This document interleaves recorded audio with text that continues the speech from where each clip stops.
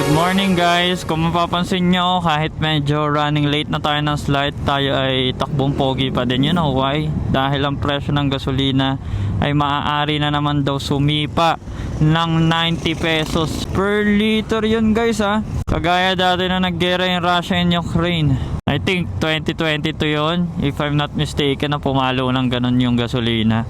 At maaari din daw mangyari ngayon, though may mga talks na baka sila ay mag-usap-usap yung Department of Energy together with other gasoline providers, no, na baka tingi-tingiin nila yung price increase.